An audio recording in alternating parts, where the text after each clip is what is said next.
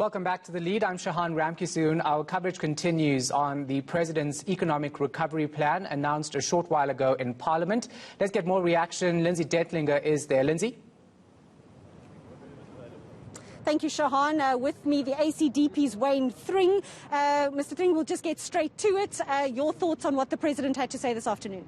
Well, I think that from the position of the ACDP, much of it is hopefully not going to be wishful thinking, but we do think that it is actually wishful thinking.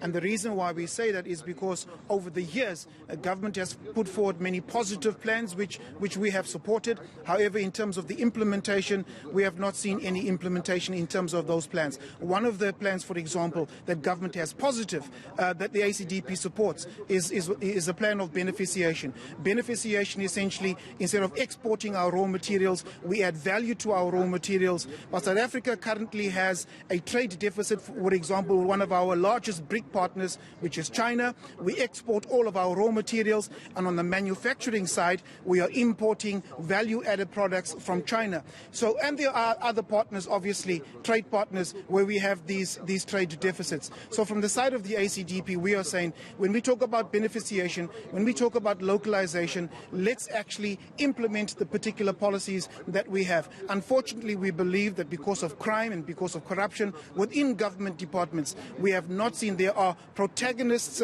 those who are actually opposite or oppose those particular policies, and they stand in the way of positive policies, and they stand in the way of South Africans who actually want to see unemployment on its back and unemployment decreasing. 800,000 jobs, thousands of jobs for young teaching assistants, for young people. Does that go far enough for you this afternoon? Absolutely not.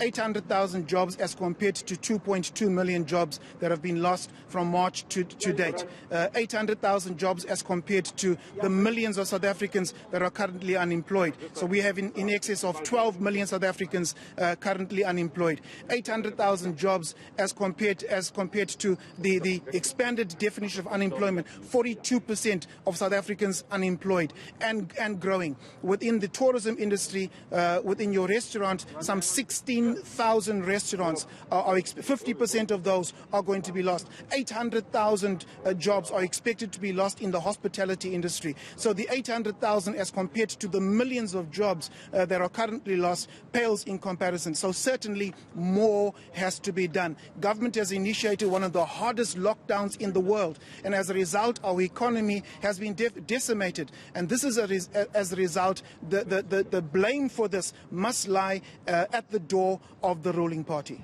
Had government maybe not instituted such a hard lockdown, the President saying this afternoon the situation could have been far worse. Do you agree with that? Well, I think that we also have to compare that with other countries. For example, within the United States, there are some states that did not implement hard lockdowns.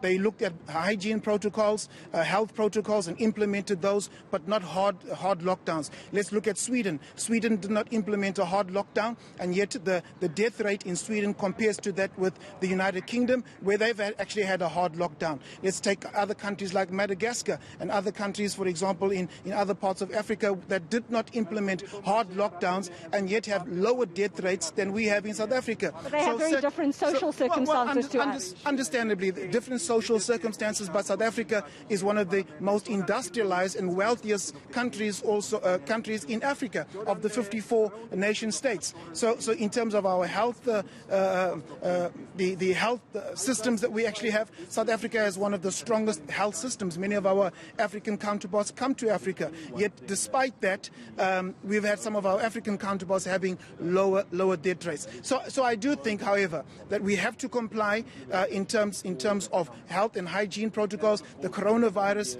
is a reality. However, we do believe that that the government failed in terms of the economic and turning the economy around during this particular period. Decimated the economy, rather. That said, your support for this COVID-19 stress grant to be extended for another 3 months? I think that South Africans can do with every bit of help that they can get. Government has actually placed South Africans in the position that they currently are, and government needs to do whatever they can to actually assist. I have people also knocking on our doors, saying that they've been waiting for their UIF and their TERS from March. So we still have those who have not received their benefits from March.